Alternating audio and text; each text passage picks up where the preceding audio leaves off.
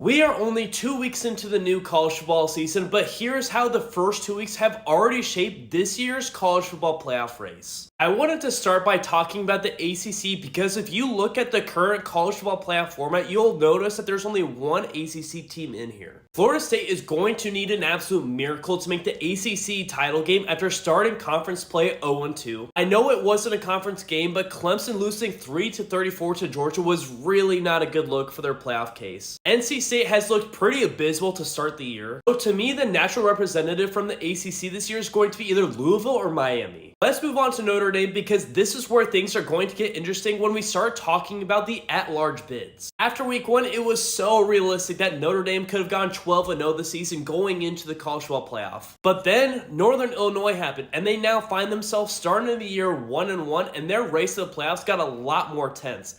They could run the table and go 11-1 and still get into the playoffs, but they are really going to need to take care of business the rest of the year. And sticking with the at-large bids, I don't think anybody is going to say that USC or LSU is a lock for the Big Ten or the SEC title game. And just like Notre Dame, LSU is going to really need to elevate their level of play from here on out. All of a sudden, that game against South Carolina this coming weekend is really important and LSU can't drop that one. Finally, people were talking about Kansas being a dark horse contender for this year's college football playoff, but this loss against Illinois, and granted, Illinois' competitive team does not look great for the Jayhawks. Kansas could also control their destiny running the Big 12 and winning the conference and securing an automatic bid to the playoff, but this loss doesn't help their at-large bid case. We also have a few games in week 3 that are really going to shape the race for conference championships to get to the college football playoffs through an automatic berth, so I'm going to have a video coming out in a few days detailing what these matchups are going to entail for the rest of the year.